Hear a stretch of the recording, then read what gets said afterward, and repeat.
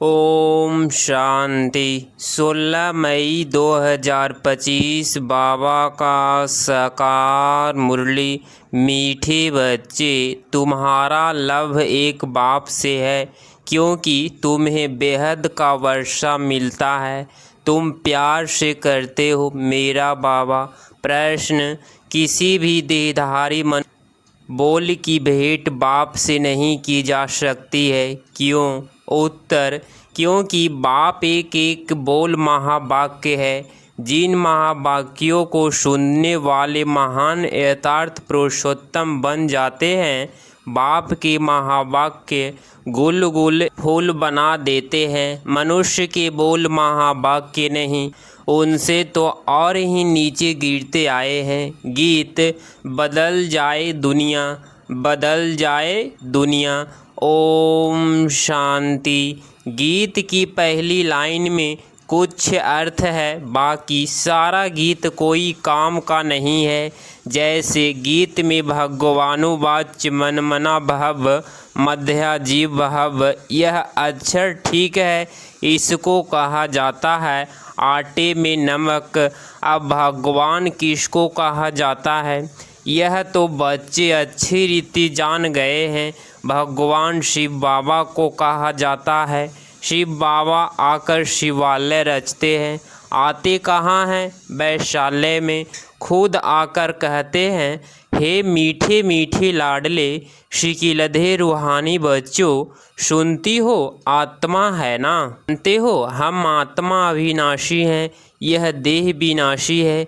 हम आत्मा अब अपने परमपिता परमात्मा से महावाक्य सुन रहे हैं। महावाक्य एक परमपिता परमात्मा के ही हैं, जो महान पुरुष पुरुषोत्तम बनाते हैं। बाकी जो भी महावाक्य गुरु आदि हैं, उनके कोई महावाक्य नहीं है। शिवोहम जो कहते हैं वह भी सही वाक्य है नहीं।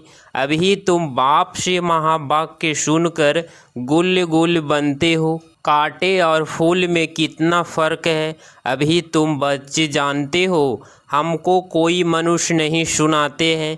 इस पर शिव बाबा विराजमान है, वह भी आत्मा ही है, परंतु उनको कहा जाता है परमात्मा। अभी पतित आत्माएँ कहती है, हे परमात्मा आओ, आकर हमको पावन बनाओ। वह है ही परम पिता परम बनाने वाला। तुम पुरुषोत्तम यथार्थ सब पुरुषों में उत्तम पुरुष बनते हो। वह है देवताए परम पिता। अक्षर बहुत मीठा है, सर्वव्यापी कह देते हैं तो मीठापन आता नहीं। तुम्हारे में भी बहुत थोड़े हैं जो प्यार से अंदर याद करते हैं। वह स्त्री पुरुष तो एक दो को स्थूल में याद करते हैं। यह है आत्माओं को परमात्मा को याद करना।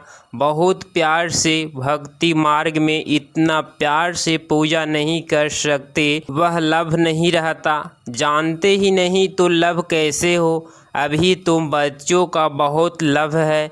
आत्मा कहती है, मेरा बाबा आत्माएं भाई भाई है ना। हर एक भाई कहते हैं, बाबा ने हमको अपना परिचय दिया है, परंतु वह लभ नहीं कहा जाता है। जिससे कुछ मिलता है उसमें लभ रहता है। बाप में बच्चों का लभ रहता है, क्योंकि बाप से वर्षा मिलता है। जितना जास्ती वर्षा उतना बच्चे का जास्ती लभ रहेगा। अगर बाप के पास कुछ भी प्रॉपर्टी है नहीं, दादे के पास है, तो फिर बाप में इतना लभ नहीं रहेगा, फिर दादे से लभ हो जाएगा। समझेंगे? इससे पैसा मिलेगा। अभी तो है बेहद का बाप। तुम बच्चे जानते हो हमको बाप पढ़ाते हैं, यह तो बहुत ही खुशी की बात है। भगवान हमारा बाप है। जिस रचता बाप को कोई भी नहीं जानते हैं, न जानने के कारण फिर अपने को बाप कह देते हैं। जैसे बच्चे से पूछो तुम्हारा बाप कौन, आखिर कह देते हैं हम। अभी तुम बच्चे जानते हो उन सब बापों का बाप है। ज़रूर हमको जो अभी बेहद का बाप मिला है, उनका कोई बाप है नहीं। यह है उच्च ते उच्च बाप। बच्चों के अंदर में खुशी रहनी चाहिए। उन यात्राओं पर जाते हैं वहाँ इतनी खुशी नहीं रहेगी, क्योंकि प्राप्ति कुछ है नहीं, सिर्फ दर्शन करने जाते हैं। मुक्त में कितने धक्के खाते हैं। एक तो यह टिप्पर घिसी और दूसरा फिर पैसे की टिप्पर घिसती। पैसे बहुत खर्च करते, प्राप्ति कुछ नहीं। भक्ति मार्ग में अगर आमदनी होती तो भारतवासी बहुत साहूकार हो जाते। यह मंदिर आदि बनाने में करोड़ों रुपये खर्च करते हैं। तुम्हारा सोमनाथ का मंदिर एक नहीं था, सब राजाओं के पास मंदिर थे। तुमको कितने पैसे दिए थे? 5000 वर्ष पहले तुमको विश्व का मालिक बनाया था।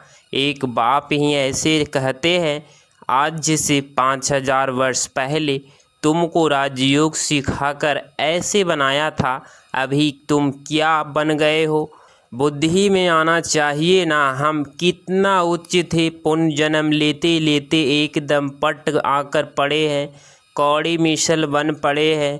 फिर अभी हम बाबा के पास जाते हैं, जो बाबा हमको विश्व का मालिक बनाते हैं। यह एक ही यात्रा है। जबकि आत्माओं को बाप मिलते हैं तो अंदर में वह लभ रहना चाहिए। तुम बच्चे जब यहाँ आते हो तो बुद्धि में रहना चाहिए कि हम उस बाप के पास, जिनसे हमको फिर से विश्व की बादशाही मिलती है, वह बाप हमको शिक्षा देते हैं। बच्चे दैवी गुण धारण करो, सर्वशक्तिमान पतित पावन मुझ बाप को याद करो। मैं कल्प कल्प आकर कहता हूँ कि मामी कम याद करो तो विकर्म विनाश होंगे। दिल में यह आना चाहिए, हम बेहद के बाप के पास आए हैं। बाप कहते हैं मैं गुप्त हूँ, आत्मा कहती है मैं गुप्त हूँ। तुम समझते हो? हम जाते हैं शिव बाबा के पास, ब्रह्मा दादा के पास जो कंबाइंड है, उनसे हम मिलने जाते हैं, जिससे हम विश्व के मालिक बनते हैं। अंदर में कितनी बेहद खुशी होनी चाहिए। जब मधुबन में आने के लिए अपने घर से निकलते हो तो अंदर में गदगद होने चाहिए। बाप हमको पढ़ाने के लिए आया है, हमको दैवी गुण धारण करने के लिए युक्ति बताते हैं। घर से निकलते समय ही अंदर में यह खुशी रहनी चाहिए, जैसे कन्या पति के साथ मिलती है तो जेवर आदि पहनती है तो मुखड़ा ही खिल जाता है। वह मुखड़ा खिलता है दुख पाने के लिए, तुम्हारा मुखड़ा खिलता है सदा सुख पाने के लिए। तो ऐसे बाप के पास आने समय कितनी खुशी होनी चाहिए। अभी हमको बेहद का बाप मिला है, सतयुग में जाएंगे फिर डिग्री कम हो जाएगी। अभी तो तुम ब्राह्मण ईश्वरीय संतान हो, भगवान बैठ पढ़ाते हैं, वह हमारा बाप भी है, टीचर भी है, पढ़ाते हैं, फिर पावन बनाकर साथ में भी ले जाएंगे। हम आत्मा अब इस छी रावण राज्य से छूटते हैं। अंदर में अताह खुशी होनी चाहिए। जबकि बाप विश्व का मालिक बनाते हैं तो पढ़ाई कितनी अच्छी रीति पढ़नी चाहिए। स्टूडेंट अच्छी रीति पढ़ते हैं तो अच्छे मार्क्स से पास होते हैं। बच्चे कहते हैं बाबा हम तो श्री नारायण बनेंगे। यह है ही सत्यनारायण की कथा, यथार्थ नर से नारायण बनने की कथा। वह झूठी कथाएं जन्म जन्मांतर सुनते आए हो। अभी बाप से एक ही बार तुम सच्ची सच्ची कथा सुनते हो, वह फिर भक्ति मार्ग में चला आता है। जैसे शिव बाबा ने जन्म लिया, उसकी फिर वर्ष वर्ष जयंती मनाते आए हैं। वह कब आया, क्या किया, कुछ भी नहीं जानते। अच्छा, कृष्ण जयंती मनाते हैं, वह भी कब आया, कैसे आया, कुछ भी पता नहीं। कहते हैं कंसपुरी में आता है, अब वह पति दुनिया में कैसे जन्म लेगा। बच्चों को कितनी खुशी होनी चाहिए। हम बेहद बाप के पास जाते हैं, अनुभव भी सुनाते हैं ना। हमको फलाने द्वारा तीर लगा, बाबा आए हैं बस उस दिन से लेकर हम बाप को ही याद करते हैं। यह है तुम्हारी बड़े ते बड़े बाप के पास आने की यात्रा। बाबा तो चैतन्य है, बच्चों के पास जाते भी है, वह है जड़ यात्राएं। यहाँ तो बाप चैतन्य है, जैसे हम आत्मा बोलती है वैसे वह परमात्मा बाप भी बोलते हैं शरीर द्वारा। यह पढ़ाई है भविष्य के इस जन्म शरीर निर्वाह के लिए, वह है सिर्फ इस जन्म के लिए। अब कौन सी पढ़ाई पढ़नी चाहिए, वह कौन सा धंधा करना चाहिए? बाप कहते हैं दोनों करो। सन्यासियों मिसल घर वर छोड़ जंगल में नहीं जाना है। यह तो प्रवृत्ति मार्ग है ना, दोनों के लिए पढ़ाई है। सब तो पढ़ेंगे भी नहीं, कोई अच्छा पढ़ेंगे, कोई कम पढ़ेंगे, कोई तो एकदम झट तीर लग जाएगा, कोई तो तवाई मिसल बोलते रहेंगे, कोई कहते हैं हाँ हम समझने की कोशिश करेंगे, कोई कहेंगे यह तो एकांत में समझने की बातें है, बस फिर गुम हो जाएंगे। कोई को ज्ञान का तीर लगा तो झट आकर समझेंगे, कोई फिर कहेंगे हमको फुर्सत नहीं, तो समझो तीर लगा नहीं। देखो बाबा को तीर लगा तो फट से छोड़ दिया ना, समझा बादशाही मिलती है। उनके आगे यह क्या है, हमको तो बाप से रजाई लेनी है। अभी बाप कहते हैं वह धंधा आदि भी करो, सिर्फ एक हफ्ता यह अच्छी रीति समझो, गृहस्थ व्यवहार भी संभालना है, रचना की पालना भी करनी है, वह तो रचकर फिर भाग जाते हैं। बाप कहते हैं तुमने रचा है तो फिर अच्छी रीति संभालो, समझो स्त्री अथवा बच्चा तुम्हारा कहना मानते हैं तो सपूत है, नहीं समझते हैं तो कपूत है। सपूत और कपूत का पता पड़ जाता है ना। बाप कहते हैं तुम श्रीमत पर चलेंगे तो श्रेष्ठ बनेंगे, नहीं तो वर्षा मिल न सके। पवित्र बन, सपूत बच्चा बन, नाम बाला करो। तीर लग गया फिर तो कहेंगे बस अभी तो हम सच्ची कमाई करेंगे। बाप आए हैं शिवालय में ले जाने के लिए, तो शिवालय में जाने लिए लायक बनना है, मेहनत है। बोलो अब शिव बाबा को याद करो, मौत सामने खड़ा है, कल्याण तो उनका भी करना है ना। बोलो अब याद करो तो विकर्म विनाश होंगे। तुम बच्चियों का फर्क है, पियर घर अब ससुर घर का उद्धार करना, जबकि तुम्हें बुलावा होता है तो तुम्हारा फर्क है उनका कल्याण करना। रहम दिल बनना चाहिए। पतित तमो प्रधान मनुष्य को शतो प्रधान बनने का रास्ता बताना है। तुम जानते हो हर चीज़ नई से पुरानी जरूर होती है। नरक में सब पतित आत्माएं हैं, तब तो गंगा में स्नान कर पावन होने जाते हैं। पहले तो समझे कि हम पतित हैं, इसीलिए पावन बनना है। बाप आत्माएं तो कहते हैं मुझे याद करो तो तुम्हारे पाप नष्ट हो जाएंगे। साधु संत आदि जो भी हैं सबको यह मेरा पैगाम दो कि बाप कहते हैं मुझे याद करो। इस योग अग्नि से अथवा याद की यात्रा से तुम्हारी खाद निकलती जाएगी। तुम पतित बन मेरे पास आ जाएंगे, मैं तुम सबको साथ ले जाऊंगा। जैसे बिच्छू होता है चलता जाता है, जहाँ नर्म चीज़ देखता है तो डंक मार देता है, पत्थर को डंक मार क्या करेगा। तुम भी बाप का परिचय दो, यह भी बाप ने समझाया है। मेरे भगत कहाँ रहते हैं? शिव के मंदिर में, कृष्ण के मंदिर में, लक्ष्मी नारायण के मंदिर में भगत मेरी भक्ति करते रहते हैं। तो बच्चे ना मेरे से राज्य लिया था, अब पूज्य से पुजारी बन गए हैं। देवताओं के भगत है ना। नंबर 1 है शिव की अभ्यभिचारी भक्ति। फिर गिरते गिरते अभी तो भूत पूजा करने लगे हैं। शिव के पुजारियों को समझाने में सहज होगा। यह सब आत्माओं का बाप शिव बाबा है, स्वर्ग का वर्षा देते हैं। अभी बाप कहते हैं मुझे याद करो तो विकर्म विनाश हो। हम तुमको पैगाम देते हैं।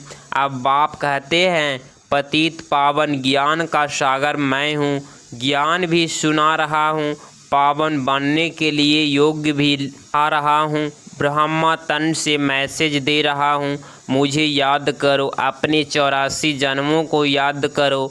तुमको भगत मिलेंगे मंदिरों में और फिर कुंभ के मेले में। हाँ, तुम समझा सकते हो पतित पावन गंगा है या परमात्मा। तो बच्चों को यह खुशी रहनी चाहिए कि हम किसके पास जाते हैं। है कितना सद बाबा किया करे जो बड़ा आदमी दिखाई पड़े। सन्यासी कपड़े तो पहन नहीं सकते। बाप कहते हैं, मैं तो साधारण तन लेता हूँ, तुम भी राय दो कि मैं क्या करूँ, इस रथ को क्या श्रृंगारूँ। वह हुसैन का घोड़ा निकालते हैं, उनको श्रृंगारते हैं। यहाँ शिव बाबा का रथ फिर बैल बना दिया है। बैल के मस्तक में गोल गोल शिव का चित्र दिखाते हैं। अब शिव बाबा बैल में कहाँ से आएगा? भला मंदिर में बैल क्यों रखा है? शंकर की सवारी कहते हैं, सूक्ष्म बतर में शंकर की सवारी होती है क्या? यह सब है भक्ति मार्ग जो ड्रामा में नूंद है। अच्छा, मीठे मीठे शिकिलधे बच्चों प्रति माता पिता बाप दादा का याद प्यार और गुड मॉर्निंग।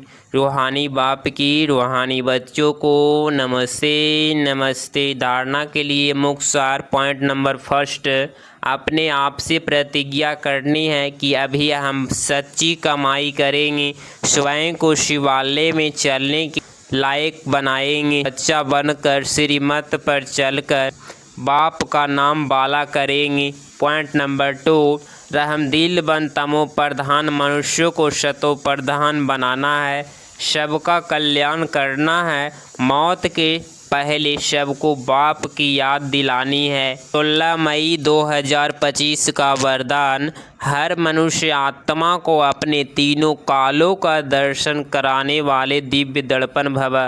स्पष्टीकरण, आप बच्चों अब ऐसा दिव्य दर्पण बनो जिस दर्पण द्वारा हर मनुष्य आत्मा अपने तीनों कालों का दर्शन कर सके, उन्हें स्पष्ट दिखाई दे कि क्या था और अभी क्या हूँ, भविष्य में क्या बनना है। जब जानेंगे, यथार्थ अनुभव करेंगे, वह देखेंगे कि अनेक जन्मों की प्यास, वह अनेक जन्मों की आशाएं, मुक्ति में जाने की, वह स्वर्ग में जाने की अभी पूर्ण होने वाली है। तो सहज ही बाप से वर्षा लेने के लिए आकर्षित होते हुए एक बल एक भरोसा, इस पाठ को सदा पक्का रखो तो भम भर से सहज निकल जाएंगे। अव्यक्ति सारे रूहानी रॉयल्टी और प्योरिटी की पर्सनालिटी धारण करो। वारिश क्वालिटी प्रत्यक्ष तब होगी जब आप अपनी प्योरिटी की रॉयल्टी में रहेंगे। हद की आकर्षण में आँख ना डूबे। वारिश यथार्थ अधिकारी, तो जो यहाँ सदा अधिकारी स्टेज पर रहते हैं, कभी भी माया के अधीन नहीं होते, अधिकारीपन के शुभ नशे में रहते। ऐसे अधिकारी स्टेज वाले ही वहाँ भी अधिकारी बनते हैं। अगर इस चैनल पे आप डेली मुरली क्लास सुन रहे हैं तो चैनल को प्लीज़ सब्सक्राइब करें और नोटिफिकेशन ऑल पे क्लिक करें। मिलते हैं अगली मुरली क्लास में। ओम शांति।